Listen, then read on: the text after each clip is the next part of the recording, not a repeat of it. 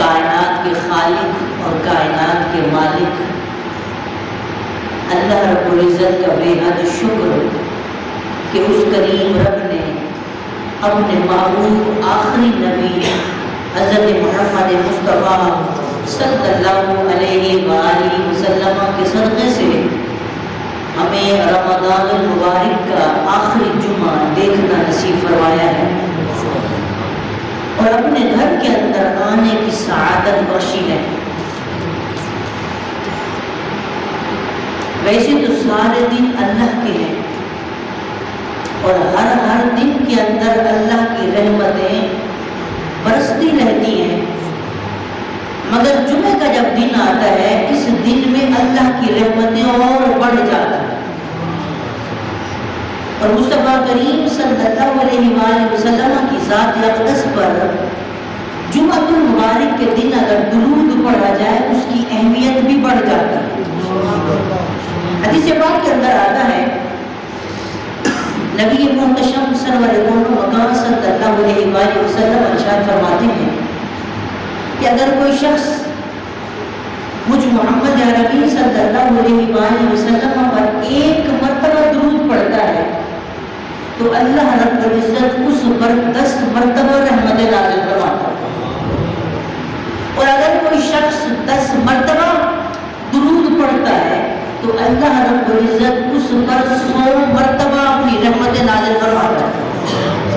آگے جملہ بڑا کمال، ایک مرتبہ درود پڑھا تو رب کی طرف سے 10 بار رحمتیں نازل ہوئی، 10 بار درود پڑھا تو مصطفیٰ کریم کی ذات پر درود پڑھنے کے سلے کے اندر اللہ نے 100 مرتبہ رحمتیں نازل فرما دی۔ آگے مصطفیٰ کریم صلی اللہ علیہ وآلہ وسلم ارشاد فرماتے ہیں کہ جب بندہ مصطفیٰ کریم کی ذات پر 100 مرتبہ درود پڑھتا ہے اللہ رب العزت اس کی پیشانی کے درمیان میں لکھ دیتا ہے کہ یہ نفاق سے بھی پاک ہو گیا ہے، جہنم سے بھی آزاد ہو گیا ہے۔ تو اسی بات کو سن کر کے ایک مرتبہ محمد سے درود پاک پڑھ لیجیے، الصلاۃ والسلام علیک یا رسول اللہ وعلی آلک واصحابک یا حبیب اللہ۔ اب یہ جمعہ الوداعی جمعہ ہے، رمضان المبارک ہم سے بچھڑ جائے گا اور رب کی بارگاہ میں حاضر ہو جائے گا۔ جنہوں نے اس کی قدر کی اس کی تعریف کرے گا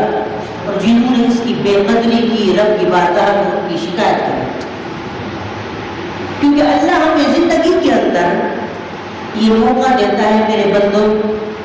میں تمہیں، کیونکہ تم مجھے اچھے لگتے ہو۔ اللہ کیا فرماتا ہے؟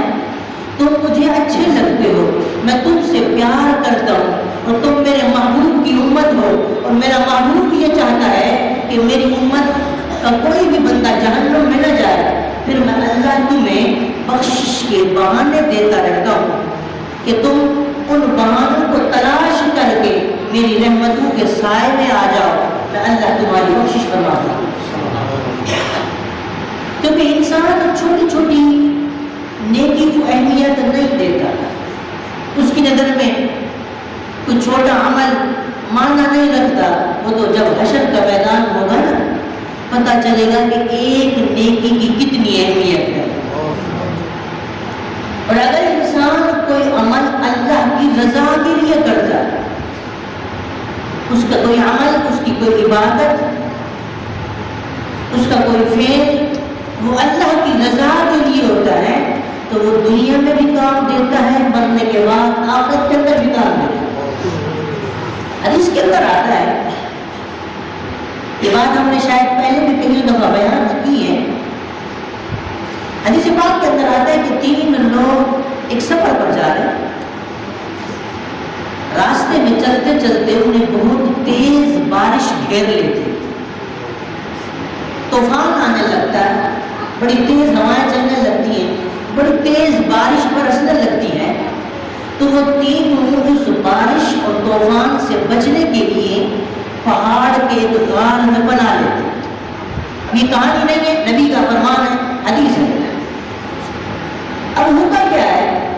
کہ جیسے ہی وہ تینوں اس غار کے اندر پناہ لیتے ہیں، کیونکہ طوفان چل رہا ہے، آندھی چل رہی ہے، بارش چل رہی ہے، تو پہاڑ کی چٹان سے بڑا سارا پتھر اوپر سے گرتا ہے اور لڑکتے لڑکتے اس غار کے منہ کو بند کر دیتا ہے۔ اب چونکہ وہ جدید دور تو تھا نہیں کہ موبائل پہ فون کرتے یا کوئی سلسلہ بناتے، ایمرجنسی کال کرتے، امداد پہنچتی۔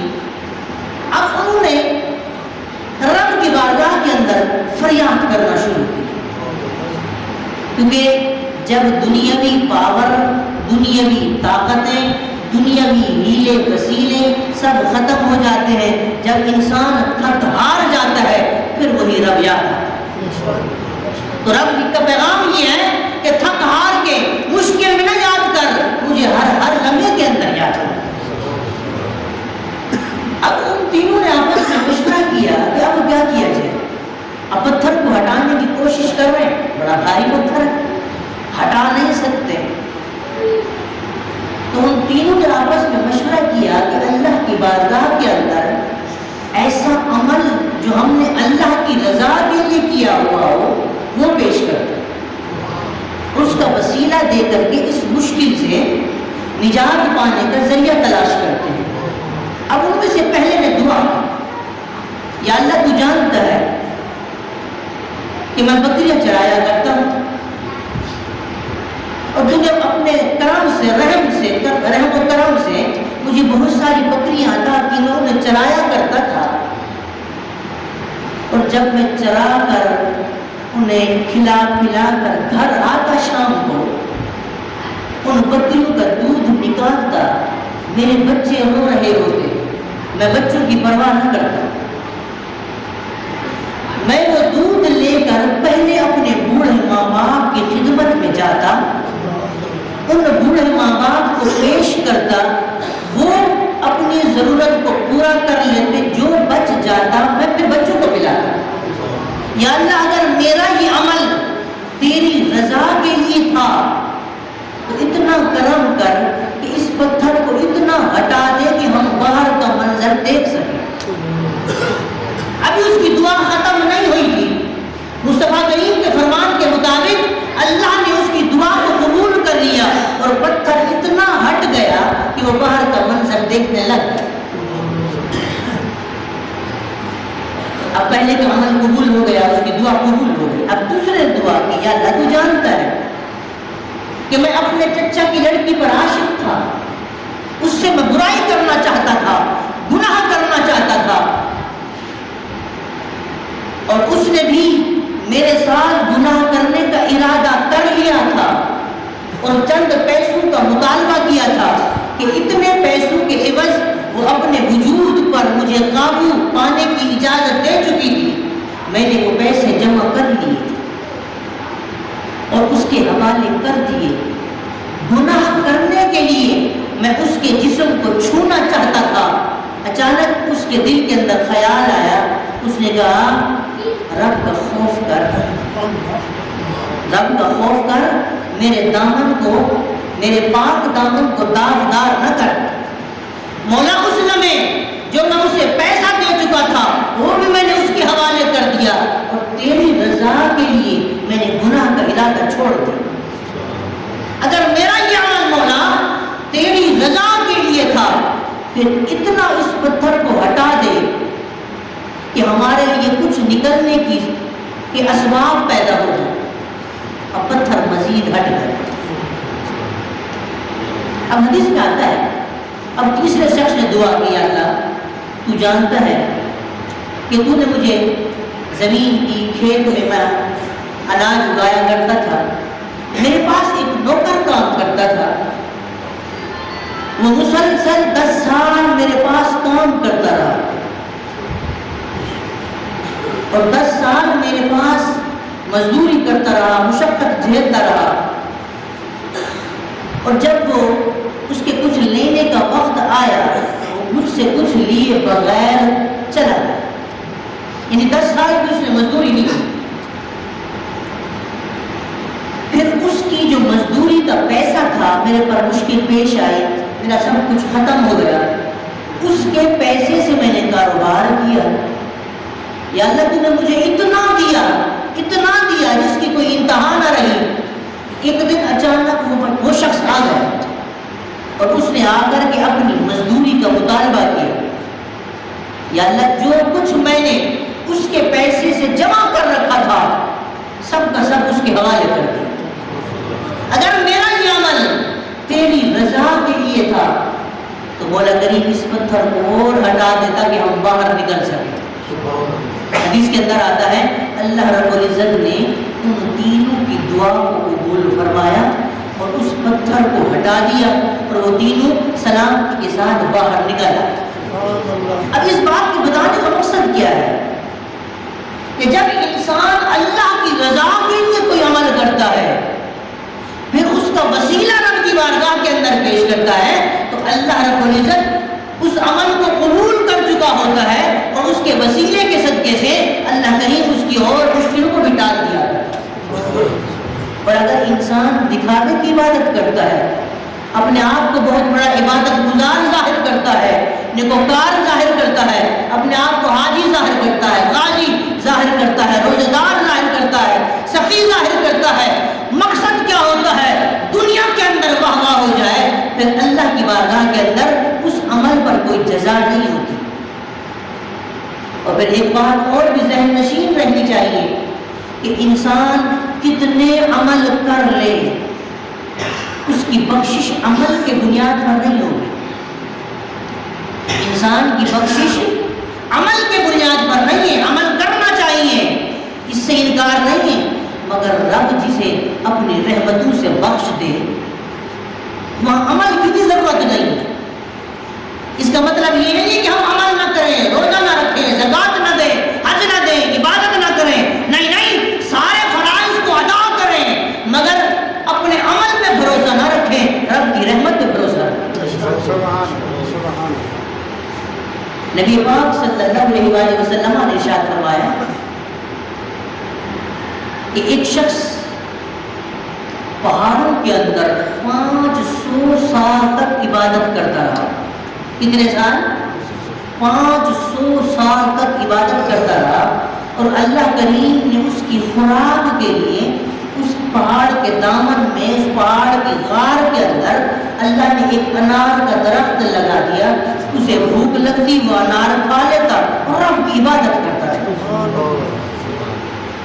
اب حدیث کے اندر آتا ہے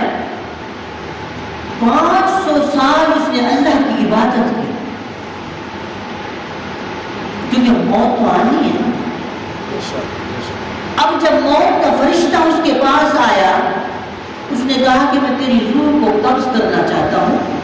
اب تیری زندگی کا وقت ختم ہو چکا ہے. تو اس اللہ کے نیک بندے نے کہا جو 500 سال تک عبادت کر رہا تھا اس نے کہا کہ اے موت کے فرشتے ایسا کر کہ مجھے تھوڑی سی مہلت دے کہ میں 2 رکعت نماز نفل اور پڑھ لوں اور جب میں آخری رکعت کے آخری سجدے میں ہوں پھر میری روح کو قبض کر لے. اس فرشتے نے کہا کہ اللہ نے بھی مجھے یہی حکم دیا کیونکہ اللہ جانتا ہے نا کہ اس کے دل کے اندر یہ خواہش مچل رہی ہے. اب اللہ کے حبیب صلی اللہ علیہ وسلم بیان کرتے ہیں فرماتے ہیں کہ وہ شخص 2 رکعت نماز نفل پڑھتا ہے سجدے میں اس کا سر ہوتا ہے اور موت کا فرشتہ اس کی روح کو قبض کر لیتا ہے. اب سیدنا جبریل امین علیہ السلام اس بات کو بیان کرتے ہیں یا رسول اللہ صلی اللہ علیہ وسلم وہ اب تک سجدے میں ہے. ہم فرشتے جب زمینوں سے آسمانوں کی طرف جاتے ہیں یا آسمانوں سے زمین کی طرف آتے ہیں ہم اسے سجدے میں پاتے ہیں. وہ قیامت تک سجدے میں رہے گا اور جب حشر کا میدان ہوگا اللہ رب العزت اس بندے سے فرمائے گا فرشتوں سے فرمائے گا کہ میرے اس بندے نے عبادت کی ہے 500 سال اس میرے بندے کو میری رحمت کے سبب سے میری رحمت کے ذریعے سے اسے جنت میں لے جاؤ. تو وہ شخص کھڑا ہو جائے گا وہ کہے گا یا اللہ صرف تیری رحمت سے جنت میں جاؤں میں